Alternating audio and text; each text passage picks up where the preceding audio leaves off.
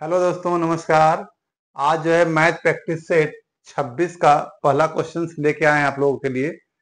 इसमें भी ये सेट में 10 क्वेश्चन पूरा है। इसी तरह इसको 26 से 30 तक जो भी होगा उसका एक वीडियो बना करके प्लेलिस्ट में डाल दिया जाएगा। तो देखिए, इसका पहला क्वेश्चन जो बोल रहा है, एक समूह में छात्रों की एक निश्चित संख्या का औसत 54 है। एक छात्र समूह में छात्रों का एक निश्चित संख्या यानी एक्स मान लेते हैं, ठीक है। एक्स है, औसत वजन कितना है? 54, यानी पूरा कितना हो जाएगा? 54 से गुना बराबर क्या हो जाएगा? 54x, ठीक है। अब इसमें कह रहा है यदि 52 किलोग्राम वजन वाले 12 छात्र समूह में शामिल होते हैं, इसमें कितना होता है? 12 छात्र और कितना? 52 किलो वाले, तो ये कितना हो जाएगा? इसका देख लीजिए, यानी 520। अब 52 दूना 104, 104 यानी क्या हो जाएगा? 4 2 624, यानी 624 लोग शामिल होंगे इसमें, ठीक है। यानी ये दोनों प्लस हो जाएगा, ठीक है। अब कह रहा तो समूह में छात्रों का औसत वजन इतना कम हो जाता। अब ये 54 है ना, ये घट करके कितना हो जाएगा? 54 से घट करके 53.25 हो जाता। 53.25 सबका औसत हो जाता है। तो प्रारंभ में छात्रों की संख्या, प्रारंभ में जो ये है इसी को निकालना है, एक्स बराबर निकालना है। चलिए देखते हैं इसको। पहले क्या है? 54x, 54x, ठीक है। यानी 54x प्लस 624, क्योंकि ये पहले से था, ये 624 जुड़ गया इसमें, बराबर x पहले से था, छात्र 12 जुट गए, 12, और अब जो एवरेज हो गया कितना हो गया? 53.25, 53.25, ठीक है। अब इसको सोल्व कर लेते हैं। ये हो गया कितना? 54x प्लस 624 बराबर, ये हो गया 53.25 प्लस 53.25 को 12 से गुना करेंगे तो कितना आ जाएगा? देखिए, 53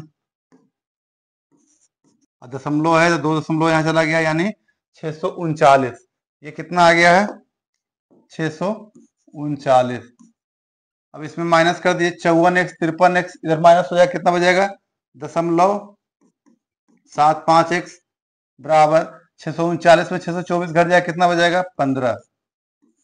x बराबर क्या आ जाएगा? 15/0.75 चला गया ऊपर, कितना हो गया? 100, 15 गुने 5, 5 गुने 20, यानी x के बराबर क्या आ गया? 20। यानी ऑप्शन नंबर डी जो है बिल्कुल सही है। तो चलिए देखते हैं दूसरा नंबर क्वेश्चन। अब इसमें कह रहा है एक दुकानदार एक निश्चित मूल्य पर एक वस्तु बेचता है, एक निश्चित मूल्य पर बेच रहा है। उसका लाभ या हानि क्या होगा?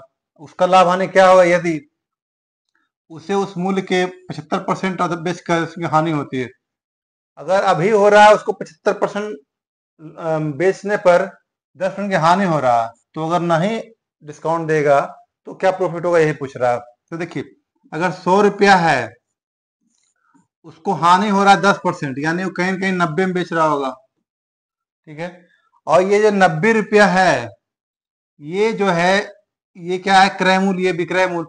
अब ये 75% बेच रहा है अंकित मूल्य पर से 75% पर बेच रहा है, यानी x का 75% निकाल लीजिए, बराबर कितना हो गया? 90। x बराबर क्या हो जाएगा? 90 गुने 100 बटे 75। अब 25 तिया 25 चौक 3 गुने 30 चौक 120। अब देखिए यहाँ क्या था? 120, यानी अंकित मूल्य था 120, 75% पर बेचा 90 में, तभी तो उसको लॉस हो रहा है। तो अब कह रहा है अगर नहीं दिया जाए, अगर इसी में बेचा जाए, 100 रुपया क्रय मूल्य 120 में बेचा जाए, तो क्या होगा? उसको 20% का प्रॉफिट होगा, यानी लाभ होगा कितना? 20%। Option number A. देखते हैं दूसरा क्वेश्चन। तीसरा नंबर में है 4 वर्ष पहले ए बी की आयु का अनुपात 5:7 है, यानी 5x बटे 7x, ठीक है। ये 4 वर्ष पहले था। अब से 4 वर्ष बाद उनकी आयु का अनुपात 7:1 है। अब कितना हो जाएगा? 7:9। कब हो जाएगा? ये 4 वर्ष पहले का है, 4 वर्ष बाद, यानी 4 वर्ष पहले से अभी आएंगे तो 4 वर्ष प्लस होगा, और प्लस 4 वर्ष बाद जाएंगे तो 4 और प्लस होगा, यानी दोनों मिला कितना हो जाएगा? 8 वर्ष। 8 वर्ष, 8 वर्ष बराबर ये आ गया 9 × 25 = 45, एक्स 72, 49x प्लस 56। ठीक है, अब देखिए ये 45x 49x ये उधर जाएगा तो कितना हो जाएगा 4x, और 56 इधर आएगा, क्या बचेगा 16। x के बराबर क्या आ गया 4। x बराबर 4 आ गया है तो ये कितना है 5x, पहला अनुपात मानिए 5x और 7x है, तो ये हो गया कितना 4 अनुपात x बराबर 4 आया, तो क्या हो जाएगा 5 चौक 20 प्लस 7 चौक 28। अब कह रहा है अब से 12 वर्ष बाद, पहले अब तक आने में कितना टाइम लगेगा 4 साल, क्योंकि ये जो है 4 वर्ष पहले का है। देखिए 4 वर्ष पहले का है तो वर्तमान में लाने के लिए 4 प्लस करेंगे। और अब कह रहा है आपसे 12 वर्ष बाद, 12 वर्ष बाद और प्लस कर दीजिए इसमें, तो कितना हो जाएगा 20 4 24, 12 36, 36 बटे 28 4 32, 32 12 क्या हो गया 44। अब इसको 4 से 9 चौक 36, 9 गुने 11, यानी 9 अनुपात 11 क्या हो जाएगा 12 वर्ष बाद ए बी की आयु का अनुपात हो जाएगा 9 अनुपात 11। ऑप्शन नंबर सी जो है बिल्कुल सही है। देखते हैं चौथा नंबर क्वेश्चन। देखिए 4 नंबर में कह रहा है यदि 5 क्रमागत विषम संख्याओं का औसत 17 है। विषम संख्या क्रमागत मतलब लगातार विषम संख्या, जैसे 1 3 5 7 इस तरह बढ़ते जा रहा है। ठीक है, उनमें सबसे बड़ी संख्या निकालना है। सबसे पहले सबसे छोटी क्रमागत संख्या मान लेते हैं x, मान लेते हैं विषम संख्या x। दूसरा क्या हो जाएगा x प्लस 2, ये हो गया प्लस तीसरा हो जाएगा x plus 4, x plus 6 plus x plus 8। ठीक है, x प्लस 8 यानी 1 2 3 4 5। देखिए सम संख्या हो या विषम संख्या हो, क्रमगत लगातार अगर जाएगा तो सभी में 2 2 आगे बढ़ेगा। जैसे अगर सम संख्या है तो 2 4 6 8 ऐसे होगा, विषम संख्या है तो फिर उसी तरह 1 3 5 7 ऐसे बढ़ेगा। ठीक है, तो ये 1 2 3 4 5 5 क्रमगत विषम संख्या हो गया, मान लीजिए x। तो अब इसको देखिए 1 2 3 4 5x, 5x प्लस 2 4 6 6 6 12 8 20, इसके बराबर कितना है औसत 17 दिया हुआ है। तो अगर औसत 17 है, अब 5 संख्या है तो 17 25 85 हो जाएगा पूरा। ठीक है, यानी 85 हो गया। अब 5x बराबर कितना हो जाएगा 5x बराबर 20 माइनस हो गया 65, और x बराबर कितना हो जाएगा 13। x के बराबर कितना आ गया 13। तो सबसे बड़ी संख्या तो x के बराबर अगर 13 है तो यहाँ देखिए सबसे बड़ी संख्या तो यही होगा x प्लस 8। 13 प्लस 8 बराबर क्या हो जाएगा 21, यानी ऑप्शन नंबर ए जो है सही है इसका। देखते हैं 5वां नंबर क्वेश्चन। देखिए 5वां में कह रहा है 6400 रुपये की एक धनराशि पर, धनराशि कितना है मूलधन कितना 6400 रुपया, 2 वर्षों के लिए 10% दर से चक्रवृद्धि ब्याज, ये क्या है वार्षिक रूप से नियुक्त किया जाता है, साधारण ब्याज के बीच का अंतर क्या होगा। देखिए चक्रवृद्धि ब्याज साधारण ब्याज जो पहला साल होता है दोनों बराबर होता है, दूसरा साल क्या होता है ब्याज पे ब्याज लगता है चक्रवृद्धि ब्याज में। जैसे अगर 10 वर्ष है 10% है साधारण ब्याज, तो चक्रवृद्धि ब्याज कितना हो जाएगा 10% होगा पहला साल। लेकिन जैसे ही दूसरा साल आएगा तो ये 20 हो जाएगा और ये कितना हो जाएगा 21 हो जाएगा। अब 21 कैसे हो गया, देखिए इसका भी 10% जुड़ गया, यहाँ तो 10 प्लस 10 हो गया, ये 10 प्लस 10, इसमें क्या हुआ है 10 प्लस 10 तो हुआ ही है, और एक जो है इसका भी 10%, पहले वाले का इसका 10% यानी कितना होता है 1, ये भी जुट गया। ठीक है, यानी दोनों तीनों मिला कितना हो जाएगा 21। अब दोनों में क्या है दूसरे साल में 20 और 21 में कितना अंतर है 1% का, 1%। तो कह रहा है कि अंतर कितना होगा, मूलधन कितना है 6400 रुपया, मूलधन कितना है 6400 और अंतर कितना है 1%, तो 1% निकाल लीजिए, 1% बराबर यानी क्या हो गया 64 रुपया, 64 रुपया बराबर, यानी ऑप्शन नंबर डी जो है बिल्कुल सही है। चलिए देखते हैं 6ठा नंबर क्वेश्चन। 6ठा नंबर भी क्वेश्चन में कह रहा है कि पी क्यू आर एक कार्य को 30 दिनों 15 दिनों और 20 दिनों में कर सकता है। देखिए तीनों मिलके एक भाग एक दिन में कितना करेगा 1/15, 1/30 करेगा पी है ना, 1/30 ये करेगा 1/15 क्यू और 1/20 करेगा आर। अब इसको तीनों का एलसीएम निकाल लीजिए कितना हो गया 60। यानी 60 एलसीएम आ गया। तो यानी मान लेते हैं पूरा काम 60 है। कितना है? 60 है। तो ये 60 है तो ये एक दिन कितना काम करेगा? यानी 60 से सब में गुना कर दीजिए। 60 यानी 30 गुने 2, 15 गुने 4 और 20 दिया 60। यानी ई करेगा, पी करेगा 2 काम, क्यू करेगा 4 काम और आर करेगा 3 काम। ठीक है, ऐसे करेगा एक दिन में। पूरा काम कितना? 60 काम। अब कह रहा है पी पहले दिन कार्य करता, पी जो है पहला दिन करता, फिर क्यू करता दूसरे दिन कार्य करता और फिर तीसरे दिन आर करता, यानी एक एक दिन का करता है। यानी पहला दिन, दूसरा दिन, तीसरा दिन, यानी 2 4 6 3 9, 9 काम होने में 3 दिन लग गए। कितना लग गए? 3 दिन 9 काम होने में। ठीक है, अब इसको देख लीजिए थोड़ा। 9 काम होने में 3 दिन लग गए हैं, तो 18 काम होने में कितने लगेंगे? 6 दिन। ठीक है, और 27 काम होने में, 36 काम होने में, 45 काम होने में, 54 काम होने में। ठीक है, और काम पूरा कितना है?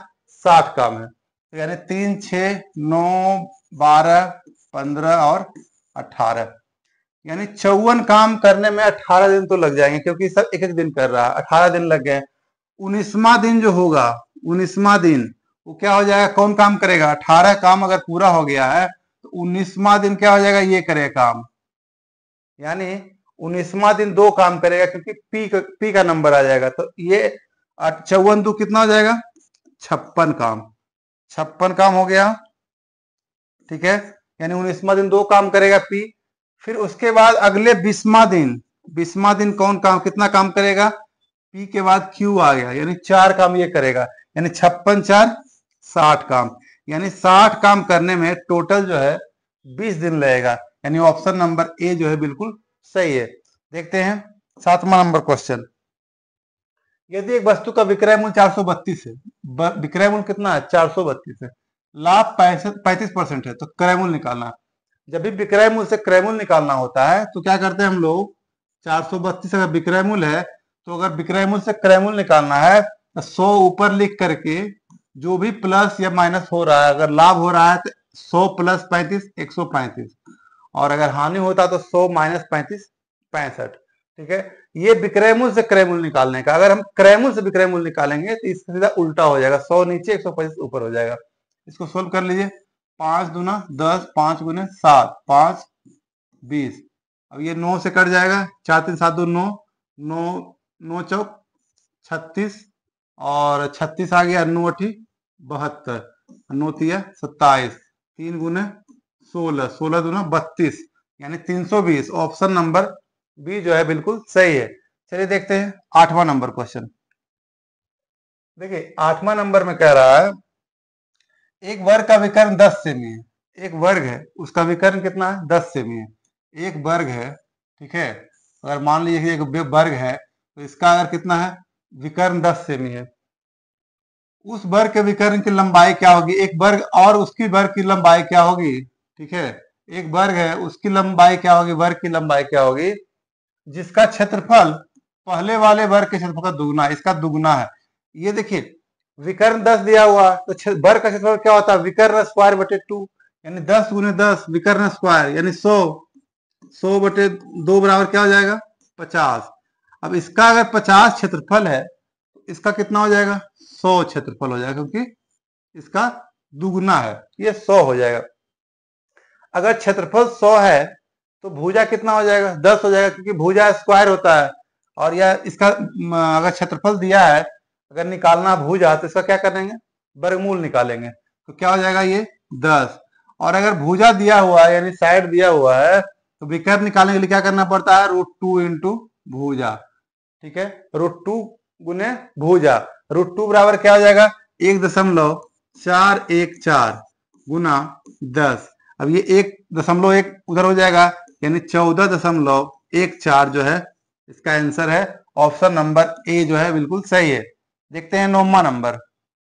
देखिए 9वां नंबर कह रहा है एक आयत की लंबाई 24 सेमी है। एक आयत की लंबाई यानी एक आयत है, ठीक है, एक आयत की लंबाई जो दे दिया है, कितना दे दिया है? 24 दे दिया है एक आयत की लंबाई। यदि विकर्ण की लंबाई 26 है, विकर्ण की लंबाई कितना है? यानी 26 है, तो आयत की चौड़ाई क्या है? ये निकालना है चौड़ाई। ठीक है, इधर दोनों साइड का निकालना, चौड़ाई क्या होगा। देखिए इसमें क्या है, ये कर्ण स्क्वायर है, ये आधार स्क्वायर, अगर इस तरफ से निकालेंगे तो 26 गुने 26 676, 676 माइनस 24 गुने 24 क्या हो जाएगा 576। अब दोनों का जो आएगा उसका वर्गमूल निकाल दीजिए तो चौड़ाई निकल जाएगा, यानी 100 का वर्गमूल निकाल लीजिए कितना हो जाएगा 10, यानी जो ये आ रहा है इसका चौड़ाई आ रहा है कितना आ रहा है 10 आ रहा है, यानी ऑप्शन नंबर डी जो है बिल्कुल सही है। देखते हैं 10वां नंबर। देखिए 10वां नंबर में कह रहा है एक व्यक्ति 128 रुपए प्रति बैग की दर से कुछ बैग खरीदता है, कुछ बैग जो है 128 रुपए प्रति बैग की दर से खरीदता है, वो बैग को 20 में लाभ पर बेचता है। देखिए 128 में खरीदा है, लाभ कितना हो रहा है 20%, तो इसका कितना निकाल लेंगे हम लोग 120%, क्योंकि लाभ हो रहा है तो 120 कर देंगे।